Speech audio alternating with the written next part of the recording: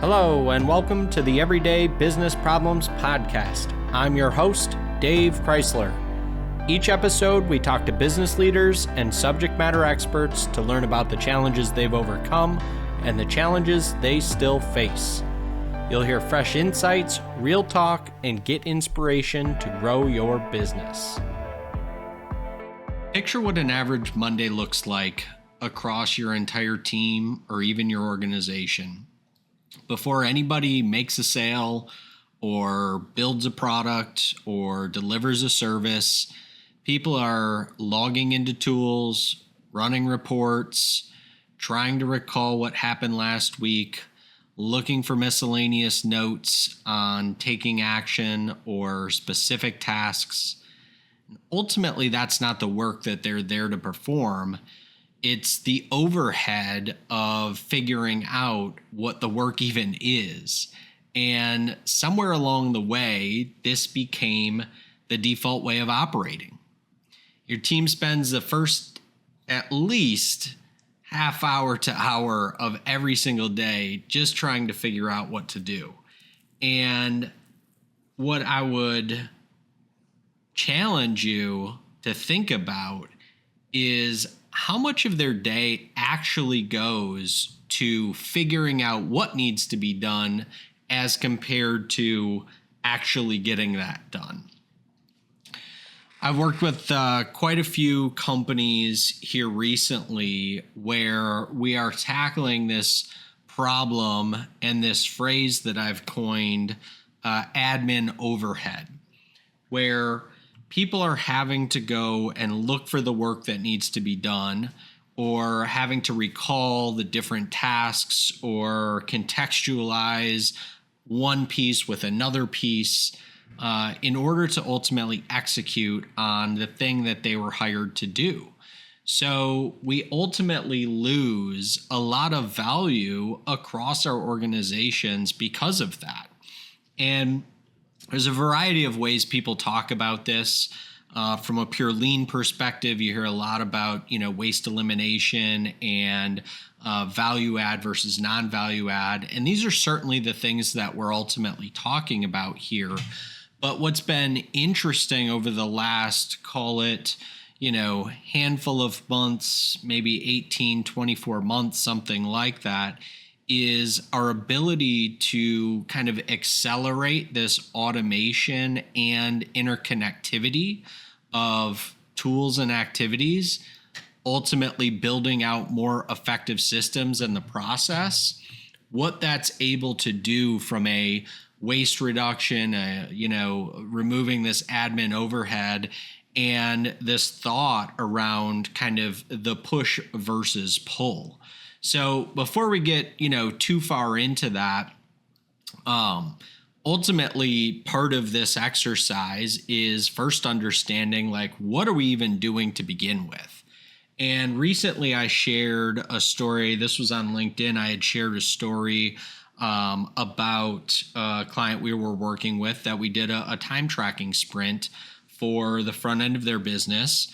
To get a handle on where the time was going and to ultimately surface some opportunities to reduce this admin overhead.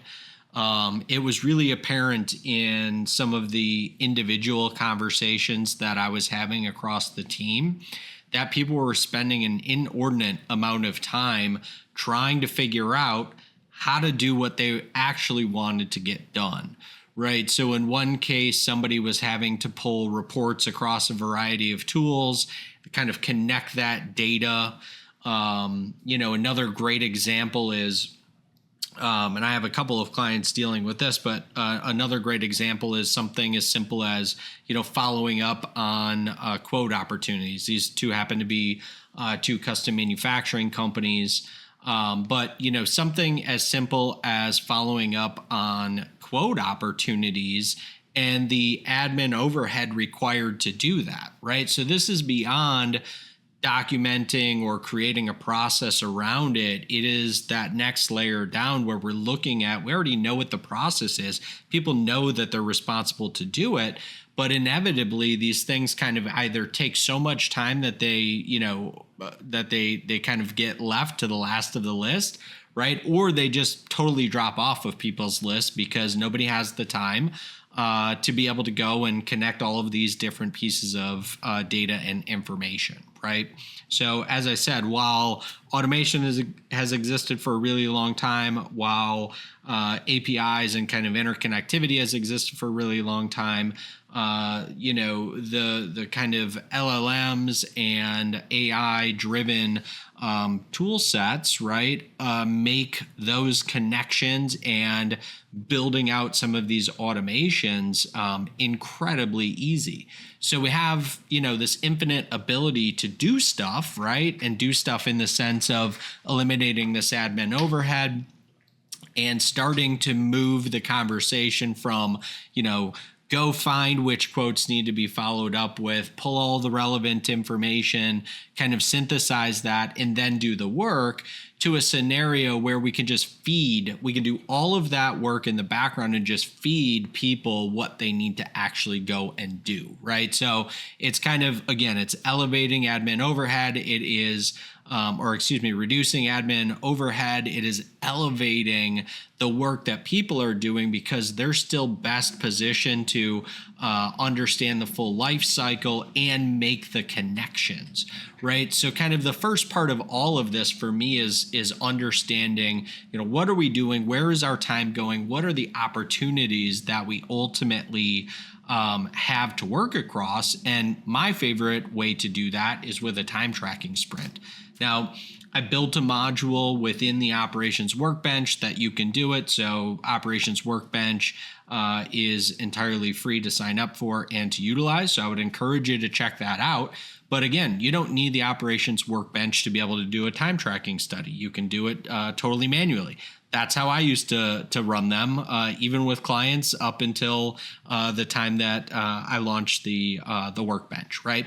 So the part of how you're going to do the time tracking sprint, a little bit less relevant than what the reason is we're actually doing it, right? Because that is what will allow us to surface these opportunities, and not just surface them, right, but prioritize them in the sense of like, what are our biggest opportunities here, right? Because now we've got real numbers to kind of quantify what potential savings could be, right? So in the quote follow-up scenario, how many hours a week are we having to aggregate all of that data and just to get to a point where we can execute and actually send the email, actually make the phone call, right? So we know if let's say we're spending, 5 hours, right, on that, 80% of that is probably doing the work, right? That's required to be able to do the work, right? So we could probably eliminate a significant chunk of that, right? So now you can start to understand, okay, is it worth making these connections? Is it worth automating parts of this because we have, the data to kind of take a look at and, move that forward. So what I really want to talk about is, kind of this general push versus pull. And, anybody in the kind of, lean circles or anybody familiar with that has certainly heard the push versus pull. And inevitably what we're trying to do is, pull work, right? We're pulling work at the demand of the customer. And in this case, we're actually pushing work, right? But pushing work from the perspective of it's pushing information. It's not really pushing work. We're still working to the beat of the customer because it's satisfying something that they're ultimately requesting.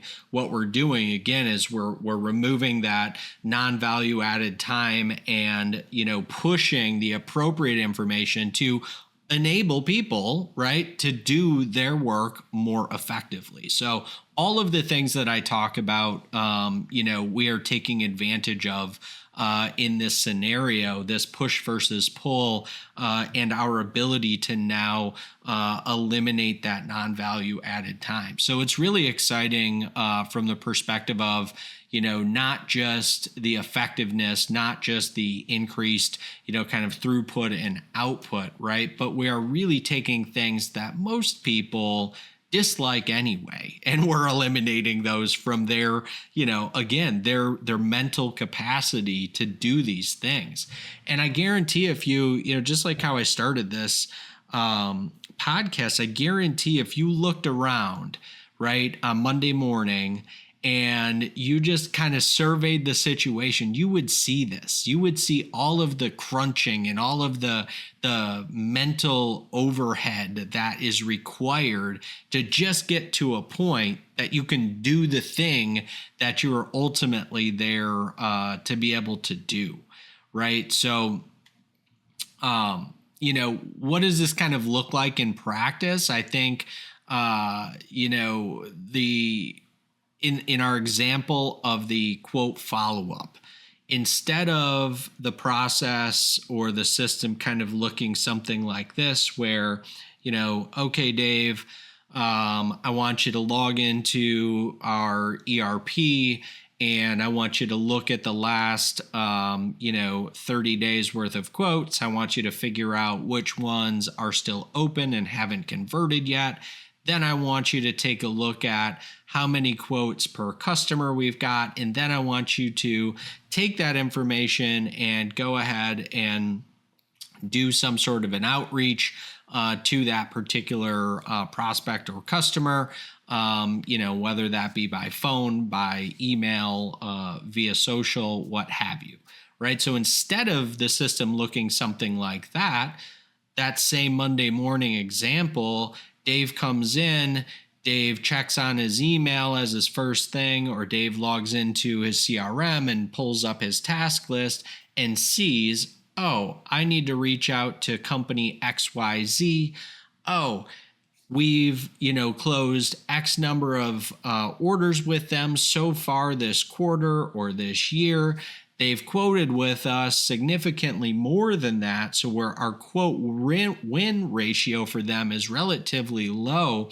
Let's do an outreach and not just say something like, hey, are you ready to order this last quote that you did? But let's try to dig in deeper and better understand why we potentially are losing these deals, right?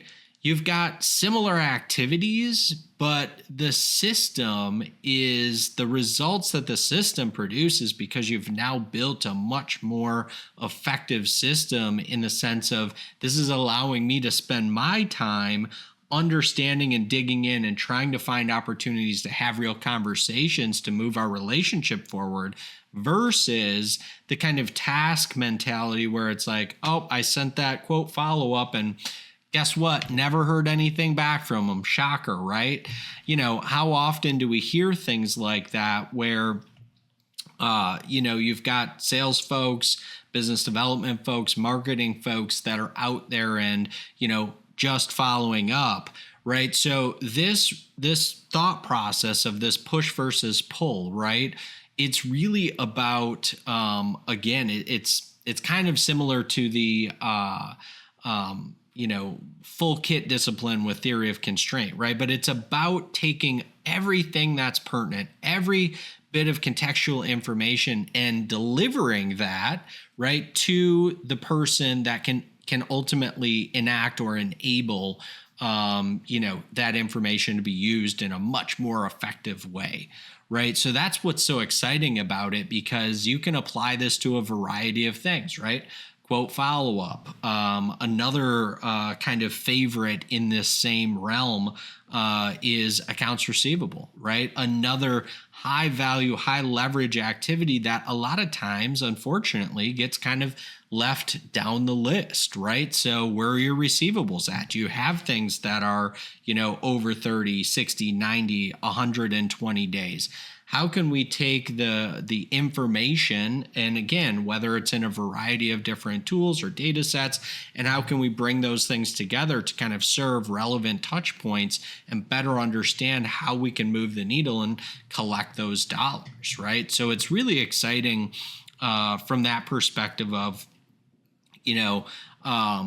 delivering that, right? So again, pushing that information out to people and then just simply letting them execute on it. Now, it's all simple, right? None of it's easy. So that goes without saying. But, it's straightforward in the sense that once you understand where the pieces live and ultimately the output you're seeking, right? So this is a great opportunity where we want to start with the output in mind and kind of build backwards, because once we understand like what information are we ultimately trying to get at, then it's really easy to understand like where does this piece come from, where does that piece come from, and then how do we synthesize those things together to make it meaningful, right? And there will be some limitations, right? Again, dependent on your tools, dependent on your data. And I can give you a great example of that. We had one client that we were working with to do the kind of quote follow-up, where we were pushing every day a list to their business development team to say, okay, reach out on these particular open quotes. Here it is by customer. Here's the relevant, kind of data set.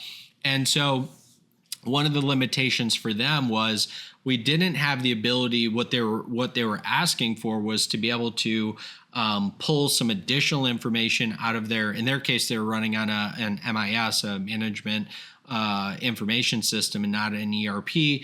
And their MIS had some limitations around connectivity, right? So the APIs did not have access to all of the data objects. So we were limited into the things that we could pull to be able to put into the output report. And we're also limited in the sense that we couldn't hyperlink, right? So there were some extra steps, but all that said, just the reduction in the kind of mental overhead of having to go in, run the report, make sure they filtered for a couple of very specific things, then going and, doing the outreach, just the ability to very quickly connect those couple of pieces and do the heavy load of saying, reach out to these 3, reach out to these 5, was a tremendous savings for them, kind of over the course of the month, the quarter, the year. Right. So those are a couple of the things, that you may run into as you're starting to think through these different things. One of the concepts I mentioned here, we talked a bit about lean and how this connects to lean. I mentioned just a couple of minutes ago how this connects to theory of constraints, synchronous flow, and kind of the full kit thought process there, right? And it's the same scenario where what we're trying to do is, instead of the start and the stop, that ultimately impacts utilization and efficiency, right? And ultimately overall effectiveness. Instead of doing that, we're looking to do full kit, right? We're looking to start with the output in mind and then build backwards from there. So that way, when somebody gets the task, they have everything that they need to complete that task. Right. And what happens today in your organization, I would almost guarantee, is that before they can do the task, they're having to go to at minimum 2+ tools to understand how things connect, pieces of data, before they can go and move the thing, right? Or build the thing or do the thing. Right. So it's that same concept. So if you're familiar with lean, if you're familiar with theory of constraints, these are how some of these concepts ultimately connect. And this is, on a bit of a tangent here, but this is why it doesn't matter if we're kind of talking about the front end of the business, if we're talking about, manufacturing in a production line. It doesn't matter if we're talking about a service-based business or, an engineered to order type of project management style business.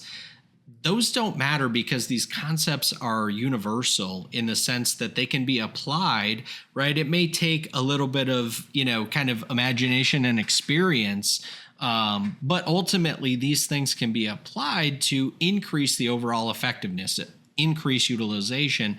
And so I see so many different businesses out there trying to solve these problems by kind of traditional means. And that means hiring more people, bringing on, investing in new equipment, right? Purchasing new tools, looking at ways to increase efficiency. And ultimately, efficiency is a part of this, no doubt, right? But I like to shift the lens from efficiency to effectiveness because that's what brings in utilization. And if we can ultimately increase the value add, increase the utilization, right, and decrease the non-value add, get my increase decrease confused, but and increase the flow of, in this case, information, right? We have an infinite ability to get more done with the same resources. And that's why I love this stuff. It's so cool because you don't need anything else to be able to get going. You can literally work on this come Monday, right? Or whenever you happen to be listening to this thing. You can literally start this tomorrow. You don't need to buy anything, right? The information is out there.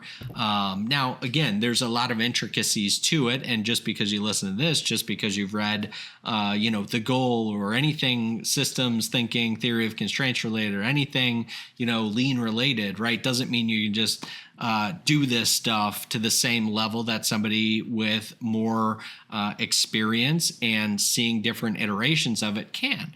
But that doesn't mean you won't get any benefit, right? So I wanna make sure that is very clear for people that you can go and do this. This is why I love sharing all of this information. It's why I built the operations workbench, why I made it free, because it's not about the information, right? You will get to a level that you cannot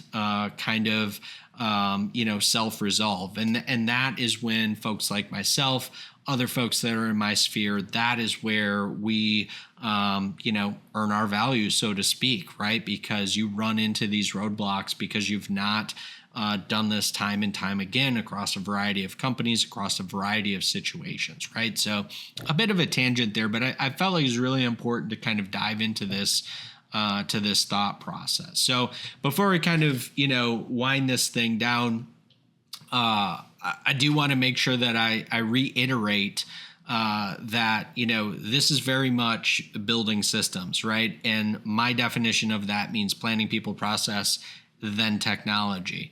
So, this is very much process related, right? So again, I would not encourage you to be looking at additional tools. I would figure out how you have the ability to maybe connect some of the tools utilizing other tools you already have, right? That's what builds effective systems. And so once you understand what the process is, once you understand where time is being spent and you've prioritized those items, once you, have the understanding of what the intended output is to enable the thing to be done, you got all the basics, right? So that's the planning, people, process, then technology part of it, right? The technology enables the people and process to be effective at what they're ultimately doing. So again, what do you do on Monday, right? What do you do on Monday is you start taking a look, you start having some conversations.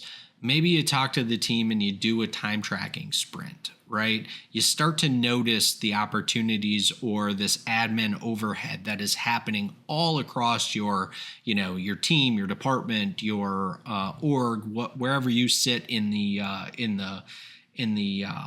org chart, right? But this stuff is happening all across. So start to think about it through that lens, be thinking about how we can push information instead of having to require people, to go in and pull it out of the spots that they need. Let's figure out how we can ultimately push that to the most appropriate person, kind of creating this full kit moment that enables them to be really effective at what they're doing, right? And it's just so exciting. So as always, a reminder here at the end, each one of the solo episodes is an extension of our Business System Saturday newsletter. If you're getting any value out of the podcast, whether that's on YouTube or, your favorite podcast player, I would encourage you to go sign up, check it out, free to subscribe, free to unsubscribe, check out the Operations Workbench, free to subscribe, no credit card required, right? Like I love saying that because again, it's the Workbench is, a suite of modules designed to help you kind of see your organization and operation through a different lens, working all the way through building, process documentation, version of process documentation, and, kind of everything in between, right? Digging down from symptom to root cause. Anyway, this isn't a commercial for that, but it's a resource that's available out there for you to take advantage of. And thanks so much. I'll catch you on the next episode. Bye. Thank you so much for listening today. If we brought you any value, please rate, subscribe, and share our podcast. Also, be sure to connect with us on social media by searching @The Crysler Club. Until next week, I'm your host, Dave Crysler.